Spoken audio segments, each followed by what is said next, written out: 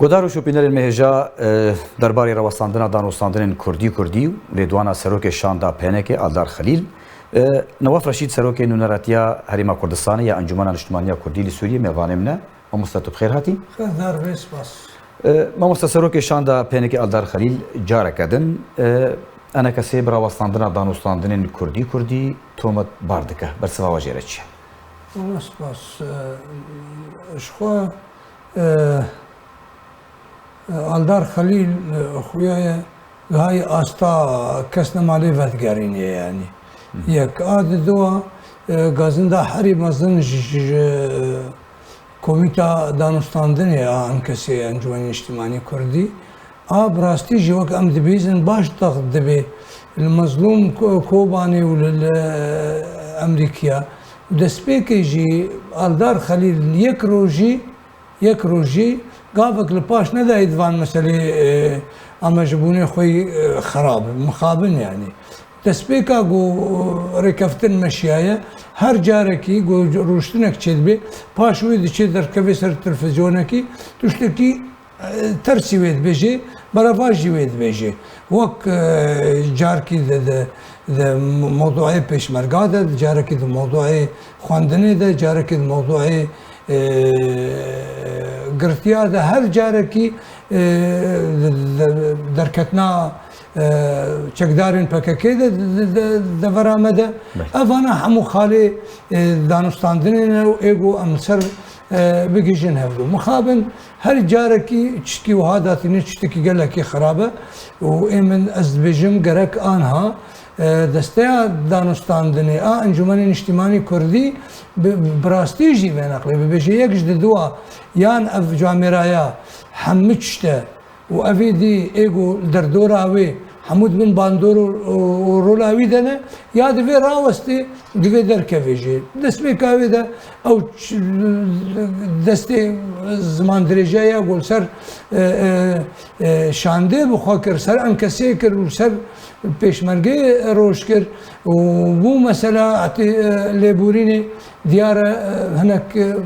يعني بدنجي هي المظلوم كوباني وقت جرانتورا كي الخد نري وخد نشان كريا إيه مش خواز نابينم جرانتورا بينم طرف داره يعني بس تيد بيجي والله بيش مرقة خدي رولن خدي باندورن وزاروي منن والجور كفتنا دهو كده بي حسابي وان هي دوي درباس ببن ونظام شببن وبرابري ويجي بيجي تشينابي درباس بي ونابيجي ناسك نلسرفي واري انه كاشاوي امشكي يقين بكن امش جرانتور يقين بكن يا ام باور بكن يا امش الدار خليل باشا راستي جي اسفي جي مخابني يعني نارينا تدا مظلوم كوباني نجرانتوري بيانكا بلكو باليكا اتخازم بحسافي كي جيبكم پشتی والد وانن سروک شاندا پینکی آلدار خلیل لدیجی انجمن اجتماعی کردی لسوریه لدیجی پیشمرگین روش انجمن اجتماعی کردی داخوازه لیبورینی کربو جبو برداوامی وکو مرج جبو برداوامی دانستاندنان اگر سروک شاندا پینکی آنگو پینکی لیبورین نخواست اگر هی دانستاندن برداوام کنیانا من از بيجم جرك ام بخواه يعني ام بري حركسي ام ببيجن هناك شرط مرجن هبن يعني نجبو والله سروكي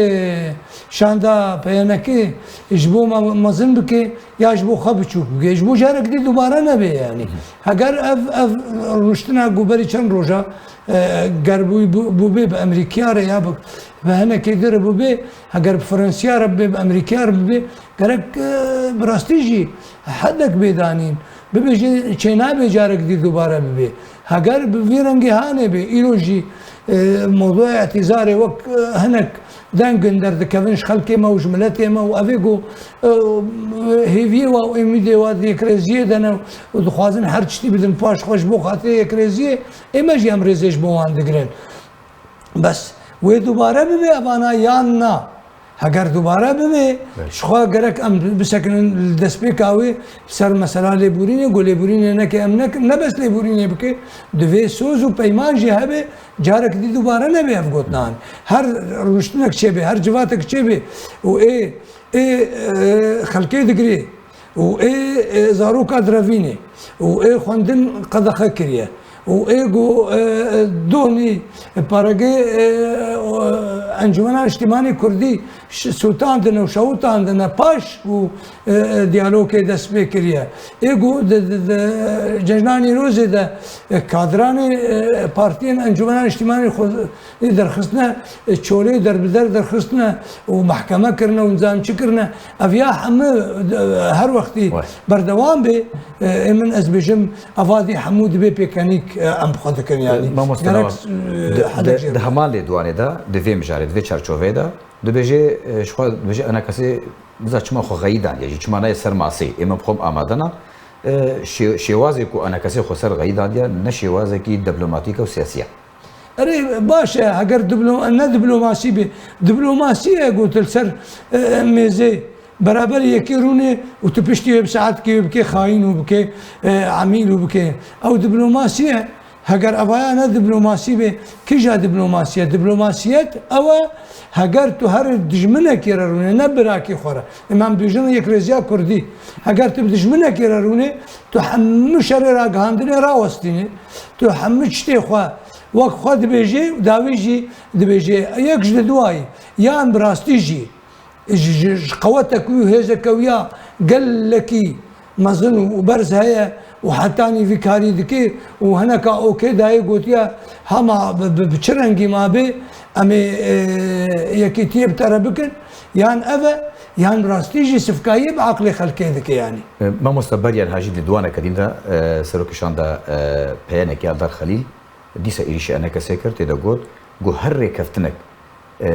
بأنا كسيرة وري قرن خيانتكش خوينا الشهيدان يعني بالزلالي دي بيجي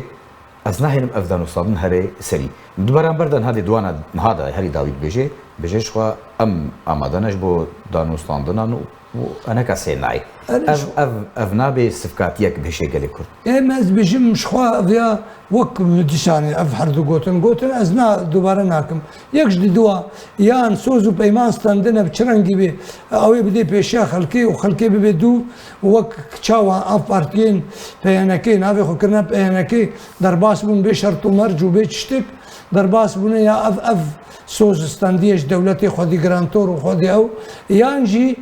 سفكايه باخر خلكيتك افاغو تفغو تيش خو همو كتنا سر هفدوده ناو تانية برز فوزات بجد بما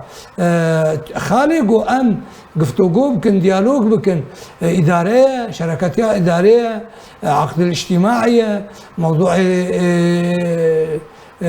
معابره موضوع پرورديه موضوع پیشمرگاه اویا هر یکی جوان بروجاجی ردوی هر جاره کی جواتك ببيش بو خالك جوا خالا ولي فقري ما فقريني النقطة أولي ده يامد خلاك كده ببيني براستي اویا بيكني كي بو خالك ذكن من أزد بينم وك يك اندامي أنكسي أد بينم قرك زوترين وقت سينورك بدانين حدك بدانين يان نما دوباره ببي يان جي نقرك في اجتهاني حمود باش ما مستنوا في همان لدواني دا لانتهاءات يقولن كو ريفبريا خساره ريفبريا بيدي وكو بنادكي جوان خوستيا كو يعني اف دانوستاندن انجامك جوار دانين دخوازن هالبجارتنا بكن بجن دما هالبجارتنا هي سيرفچوا وچاو هالبجارتن لروجافای کردستان اینه کرن دما کې د کوهین رواندنا زاروکان لشکرکرنا وان رواندنا چالکوانان کادرین انجمن اجتماعی کردی سوریه این پیدا کسی حتا ها گرتینه سر استا حمود دنیای حمود دولتي جهان بتمامي هالبجارتن چه دبي گو آرامی هبي دي سقايه كبنجاو هاي هالبجارتن هبي دبي زمينك گنجاو ومناسب هبي خلق بسربستي هرن سر صندوقه بسربستي دنگي خو بدين بيضغطوا فشار دبي اف بي هجر اف مترسيها هاي خلق انا نكارن باش ساعتك ايفال دج مالا خضر كمان وشاو هرن يمكن نيفي ملتي روج آوا سوري قشتيش خو عيني مسألة اجدر في دفرا خونا سلو بينجي هزار خلقي ما الفيديا بقاسي وان تركيا بقاسي وان الدفري دي اب خلقانا نزيفر مالا خوسر ملكو املاكي خو وشاوا هالبجارتن شبي ديتنا مدى الموضوع هالبجارتني او جي يك جوان خالي هنجتا يشبو هنجتا بيجي هواي ام بيجينا من البجارتني بكن والبجارتني ناكن وادن يجي الرفكيا رفك استحقاقات او بعربي بيجن رفك لبيشه يجبو استحقاقات يجبو بيجي يجبو استحقاقاته هاجرتو راس خوازين ده دفيت حمو شرط مرجي هالبجارتني توفير بكي حتى قو خلكاري هالبجارتني بكي كسناشي هالبجارتني وداوي وكا رجيما مديتنا رجيما بعث ويصبي ايفاري بيجن سري صدينوتونه خلقي دانگدان وكسناشي كسيناش مير مامۆستا نەواف بەریە چەند ڕۆژان دەستەیە سەرۆکاتیە ئەنە کەسێ و دێڤێت برانشتاین بالیۆزی ئەمریکی نوش بۆ ڕۆژاوای کوردستان ئەنگۆ باکوور و ڕۆژهەڵاتی سووری وەکو تێبنافکردن جڤینێک ئەنجامدان تێدا ئەنجومەنە نیشتیمانیە کوردی هەمی بن پێکردنێن پەیەدێ یعنی ڤەکو هەستن ژێ شاندەی ئەمریکیرە ئەمریکاوی هەلوێستاوی چی کاری دوێ انا اشخوا از عيني فيد بيجم افاقو مقوت بي از بينم زمان او رونشنا چه بويا هم كرياري خرابي بونا جالي دي همو سرمزي هات دانين و اشكشي نونري امريكي بويا آنها پشتی و تصریح هانی آردار داشت. جبو ویجی مگوت یکش دوایی. یان سفکایی با عقل خلقت کی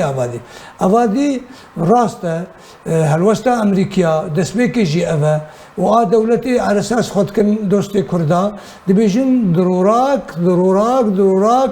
وبديل جرتنا يك ريزيا كردي بس معناه خو يك ريزيا كردي ازوت يك ريز من ازهر خطف لي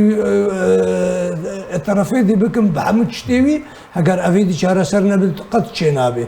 او هالوستاوان دفي بي وبس اف تشتي هات قوتنجي نرازي بونا خو بشكيش كريا وقوتيا امي هولداني بدن راوستينش برفيجي بجم قرك انها جارك دي مناماك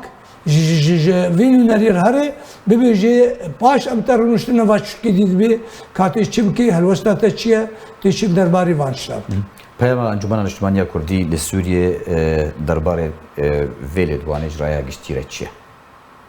اما درای گشتیره انجمن نیشتیمانی کردی امش دسپیک آوی حتی آنها مقابل جنده جبوخ یک ریزیا کردی. یک ریزیا کردی مالا کردی استراتژیا می امزان قام نه یک ریز بن نه یک دنگ بن امینو کار بن نه دوزا خوا مزن بکن نه خوستکی خوا بلند بکن